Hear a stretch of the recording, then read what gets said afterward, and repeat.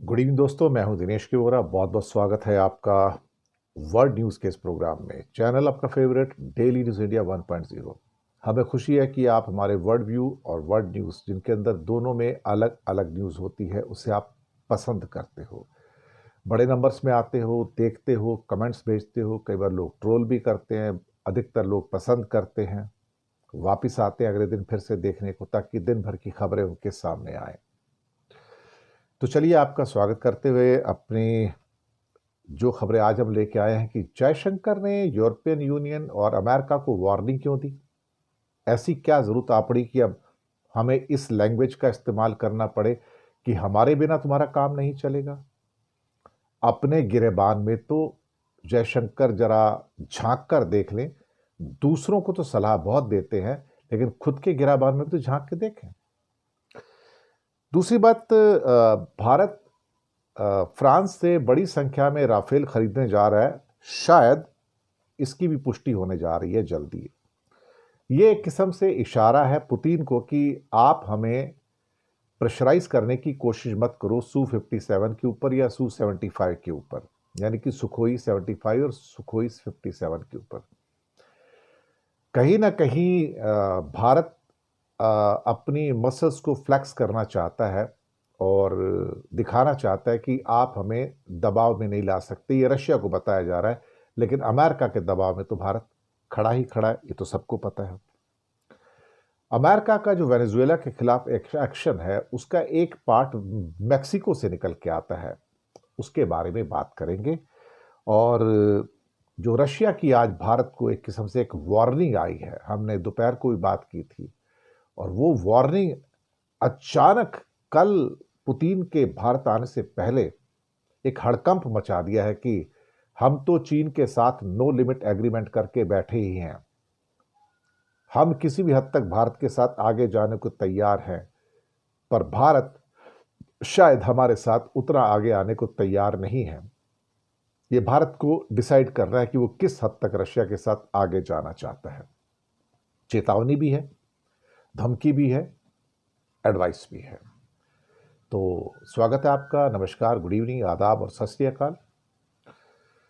दोस्तों, आज सबसे पहले जिस खबर को हम लेके आए हैं वो है हमारे जयशंकर साहब। जयशंकर अल्टीमेटली अमेरिका और यूरोप को बोल रहे हैं कि वो सबसे बड़े लूजर होंगे। जयशंकर को वाहियात किस्म की बातें करने की आदत है और कहते हैं कि जो टैलेंट का फ्लो है, यानी कि जो टैलेंट हिंदुस्तान से निकलकर बाहर जाता है अमेरिका में, यूरोप में, वो उसमें रुकावटें डालते हैं। और उनको कहते हैं कि अगर आप एडवांस मैन्युफैक्चरिंग के दौर में जा रहे हैं तो आपको ज्यादा टैलेंट की जरूरत होगी, और आप प्रोफेशनल्स के फ्लो के अंदर एक कंट्री से दूसरे कंट्री में जाने को जो मोबिलिटी है, उसको लेकर आप बाधाएं खड़ी कर रहे हैं, रुकावटें खड़ी कर रहे हैं। इससे आपको फायदा नहीं होगा, इससे आपको नुकसान होगा। H-1B वीज़ा जो पॉलिसी है, उस पर भी जो भारी भरकम फीस लगाई है और इमिग्रेशन के पॉलिसीज को सख्त किया गया है ताकि भारत के प्रोफेशनल्स वहां ना पहुंच सकें या बाकी विदेशी प्रोफेशनल्स ना पहुंच सकें। जयशंकर ने कहा कि ये देश सबसे बड़े लूजर होंगे। मुझे लगता है कि जो भारत से जो प्रोफेशनल्स जाते हैं उनके लिए भारत में कोई काम नहीं है, भारत की मैन्युफैक्चरिंग में भी कोई काम नहीं उनके लिए नौकरियां नहीं है, तो वो बाहर जाते हैं। लेकिन जयशंकर यूरोप को और अमेरिका को बोल रहे हैं कि आप इंडियंस को भर्ती करो, जो इंडिया के प्रोफेशनल्स हैं उनको भर्ती करो। लेकिन क्या जयशंकर इस बात के पक्ष में है कि हम विदेशी प्रोफेशनल्स को भर्ती करें? जो स्पेस साइंटिस्ट हैं, जो इंजीनियर्स हैं, जो एमटेक हैं, जो वहाँ के साइंटिस्ट हैं, उनको हम भर्ती करें, उनको हम वर्क वीज़ा दें? क्या हम देते हैं? मुझे लगता है कि ये एक पागलपन है कि हमें आप परमिशन दो, लेकिन हम तुम्हारे आदमियों को नहीं आने देंगे। क्यों भाई? इंडिया की तरक्की ना होने के पीछे एक ही कारण है कि हमारे एक्सपर्ट्स तो बाहर जाते हैं, लेकिन हम बाहर के एक्सपर्ट्स को किसी भी हालत में इंडिया में नहीं आने देते। अभी जैसे आज की ही एक लेटेस्ट खबर है, जहां पर भारत का जो बैटरी मैन्युफैक्चरिंग है उसको एक बड़ा धक्का लगा है। धक्का इसलिए लगा कि भारत के पास बैटरी एक्सपर्ट्स नहीं है।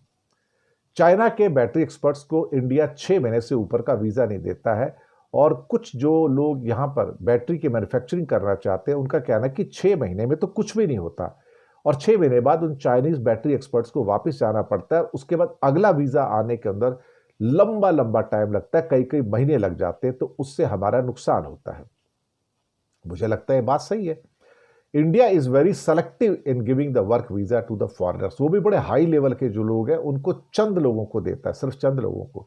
अगर आप हो, क्या इंडिया में लाखों लोग फॉरेन के काम कर रहे हैं? बिल्कुल नहीं साहब, बहुत गिने चुने चंद लोग काम कर रहे हैं, जो बंबई में, चेन्नई में या बैंगलोर में आपको काम करते हुए मिलेंगे, या हो सकता है गुड़गांव के अंदर, नोएडा में कुछ लोग आपको मिल जाए, बाकी तो कहीं नहीं मिलेंगे आपको वहां पर।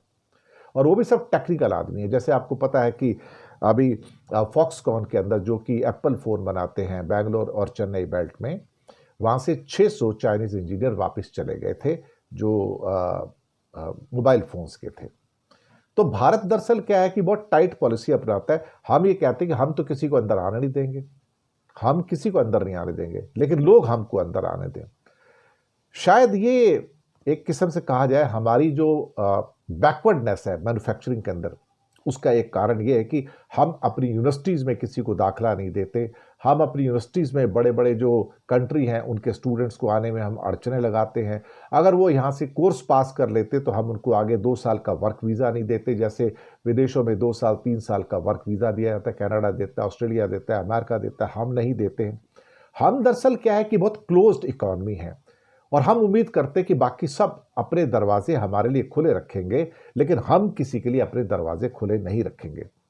जब तक इंडिया यहां पर ओपन नहीं होगा अपनी यूनिवर्सिटीज के अंदर, अपने वर्क वीजास के अंदर, तब तक हमारे यहां कोई डायनामिज्म आएगा मैन्युफैक्चरिंग के अंदर या रिसर्च के अंदर, बड़ा मुश्किल है। वो सीख देना बहुत आसान है। मैंने कहा ना कि जयशंकर अपने आप में एक वाहियात किस्म के आदमी हैं।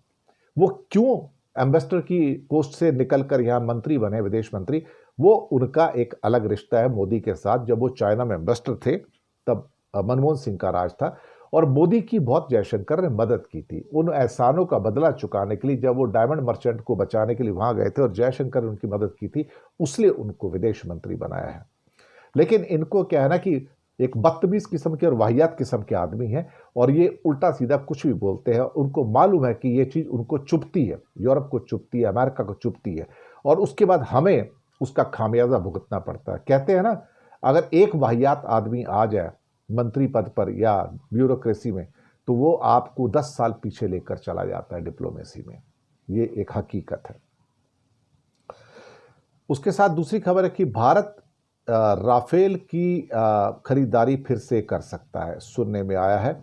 और इस बार F4 के साथ एक F5 जो लड़ाकू विमान है उनको खरीदने का ऑप्शन भी साथ में आ गया है, और इससे पहले ही हम उसका इस्तेमाल कर रहे हैं। और हमारा एक समझौता फ्रांस की ही कंपनी साफरान के साथ हुआ है, जिसके साथ हम एयरक्राफ्ट के इंजन्स बनाएंगे।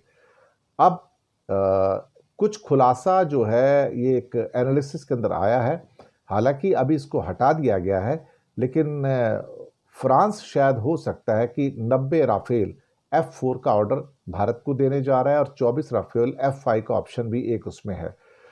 देखते हैं क्या होता है। इससे पहले मिराज 2000 और हम जो उनके राफेल है वो तो इस्तेमाल कर रहे हैं। हालांकि वो ऑपरेशन सिंदूर में हमने राफेल गंवाए भी हैं, ऐसी बात नहीं है, लेकिन वो सरकार बताने को तैयार नहीं होती। लेकिन दुनिया को तो पता ही है ना भाई, हमारे गवाए हैं। एयरफोर्स वालों को पता कि कितने गवाए हैं, वो तो अंदर काम करते हैं।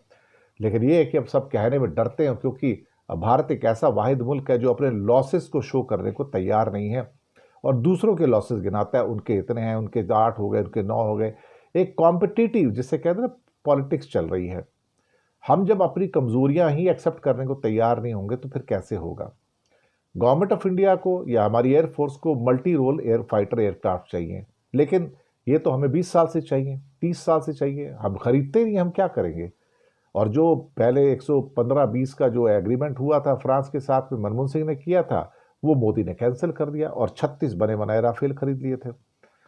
तो कहीं ना कहीं जो चीज़ें हैं, और अब उसके बाद एक जो हमारे ऊपर जो सारा का सारा जो एक दबाव है, वो एक्चुअली देखा जाए तो अब रशिया से भी है और अमेरिका से भी है। तो हम तो एक चक्रव्यूह में फंसे पड़े, हम कहाँ से लें कहाँ से ना लें।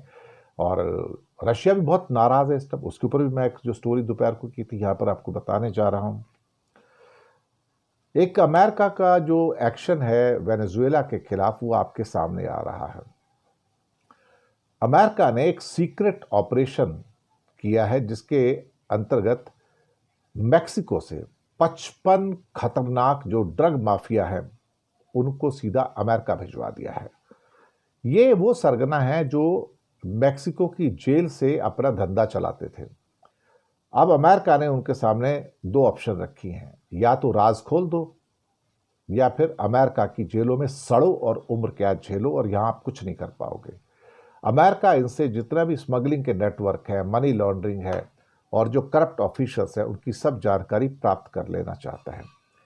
मेक्सिको के अंदर अमेरिका का ये इस साल का सबसे बड़ा और सबसे सीक्रेट ऑपरेशन था और 55 सबसे दुनिया के खतरनाक ड्रग माफिया जो मेक्सिको के अंदर थे उनको अमेरिका की जेलों में बंद कर दिया गया है। ये वही लोग हैं जो सिनालोवा, जेलेस्को न्यू जनरेशन और जेटास जैसे कार्टेल चलाते थे और tons of heroin, fentanyl, cocaine और बाकी जो ड्रग्स थी वो अमेरिका भिजवाते थे।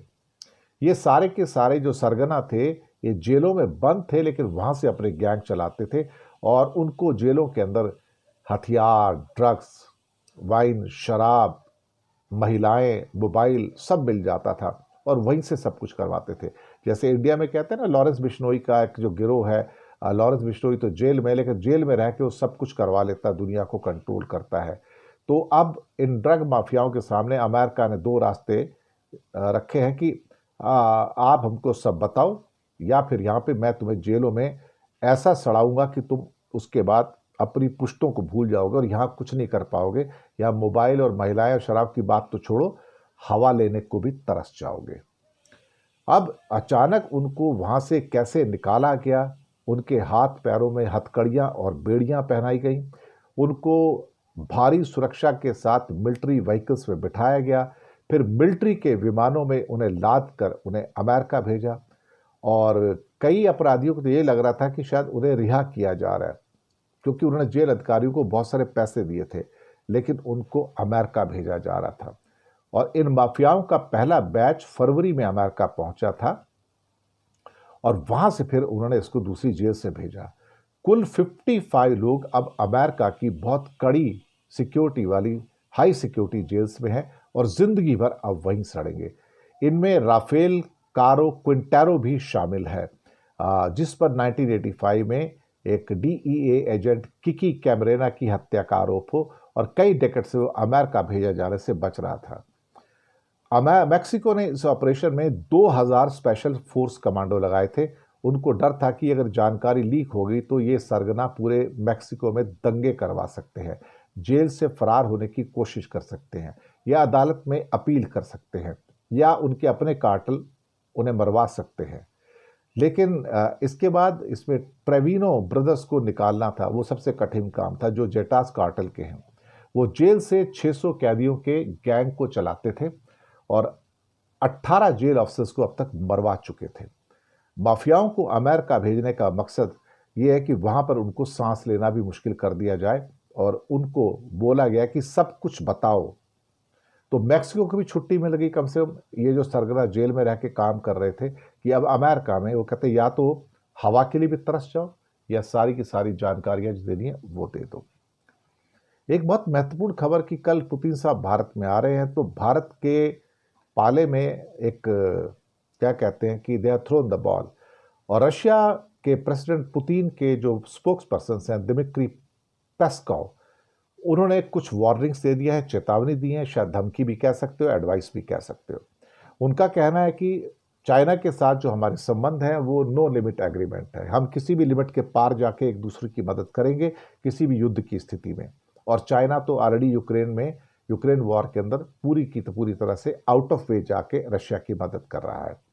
अब दिमित्री पेस्कोव का कहना है ये भारत पर डिपेंड करता है कि वो हमारे साथ किस हद तक आगे बढ़ने के लिए तैयार है।